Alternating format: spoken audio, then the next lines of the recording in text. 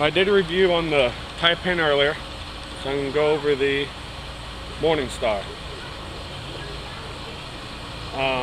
This is Berry James's reverse handled American semi longbow. This one's 68 inches, 50 pounds at 26, my own string. This came with a satin finish, but I like high gloss, so I did a refinish on this one not too long ago. I also did the wrap. I like the look of the wrap grip. Other than that, everything else is James's style. For tuning purposes only, I have to shoot off of a Berry sight window. Brace on this right now, I think it's about 6.5. Let's try to get you a brace profile.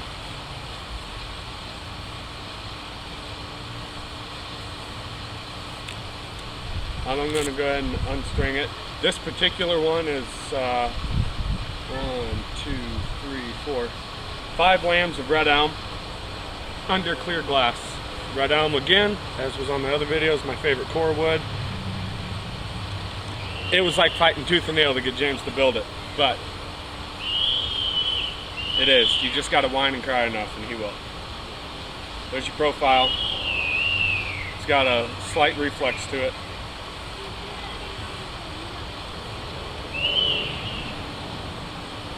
I'll never own a bow I can't use or I can't push pull.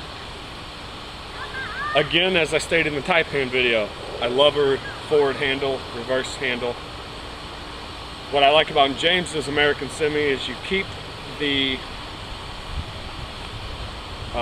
classic look of an American Semi longbow in the riser, just in reverse. This bow is smooth, shoots hard, shoots fast. With a 438 grain carbon arrow, which I was shooting for a little while, I chronoed it at an average of 181 feet per second. I have not chronoed it on my wood arrows. I'm going to guess it right around 170-ish. I would say. It's got really good cast on it. This one does not have as much trap to the back as what most. This is MorningStar #1. I got the prototype, basically. I was the first one to get to buy one after we designed it. We talked about making a reverse handle for a while. He got bored, came up with it, and it's pretty much been one of his #1 sellers ever since. Outstanding bow, and it is the cream of the crop, in my opinion, when it comes to an American Semi longbow. There are a lot of great bowyers. Everyone has their own favorite. I'll forever be a J.D. Berry fan. Beautiful red elm. James' stomach's probably going to turn when he sees this video, but just beautiful. During my refinish, I accidentally sanded off some of the MorningStar there, but James's handwriting and calligraphy is second to none. And I apologize about the background noise. The kiddos are playing zombies or something.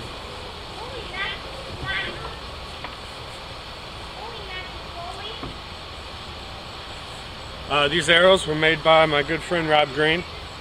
Absolutely beautiful. He made these up for me to take to the Worlds this year, where they performed flawlessly. These arrows fly as true as any carbon or aluminum I've ever had.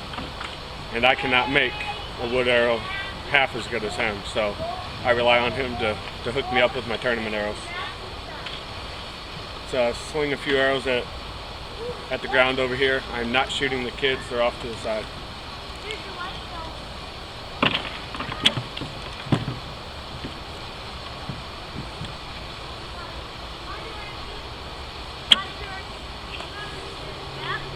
Those were right around, I think they weigh right around 500 grains, Sitka spruce. These weigh around 480 something. They're also Sitka spruce. These are the ones I made. As you can tell, definite lack of quality compared to Rob's.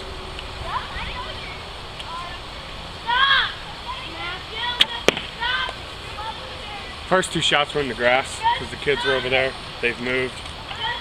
So I'm going to shoot it this way.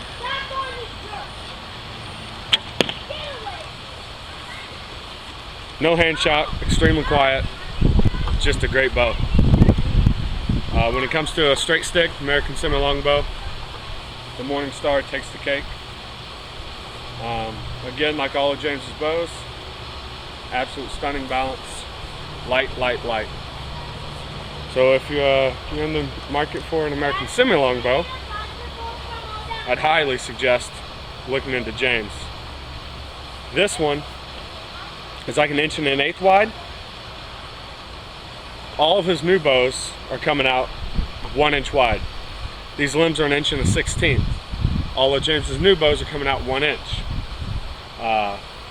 He's changed up. This riser I think is 15 inches.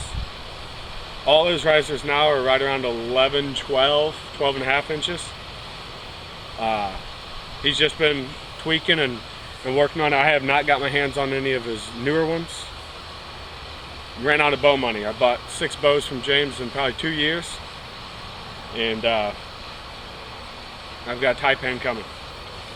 So that's my review on the JD Berry. Ooh, there we go. Got some sun now. On the JD Berry MorningStar.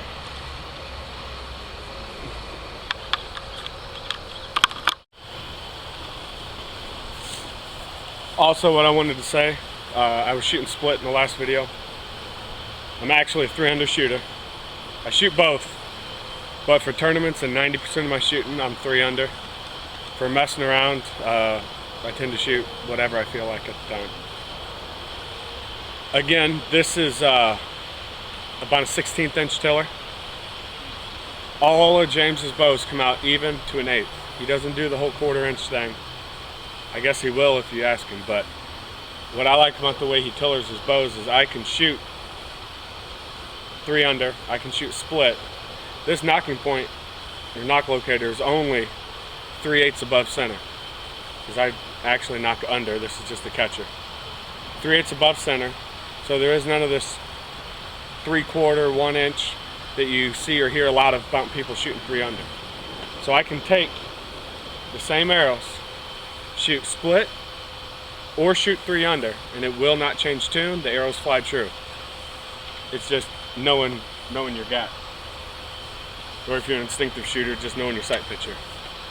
So I'm going to shoot a few 3 under so you can compare the noise or lack thereof. And 99% of the time I always put puff balls on my strings. I didn't on this one because of tune. I don't want to mess up my tune. They were shooting fine. And the bow's not loud, so I don't need them.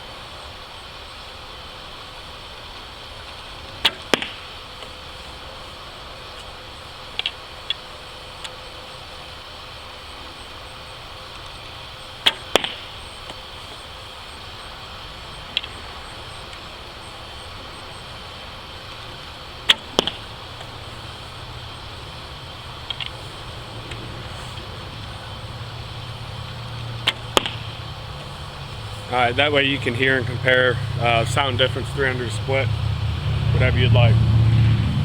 James's tips are little bitty guys. I bang them up. I'm hard on my bows. I just refinished this bow this summer, and I've already got it all scratched up.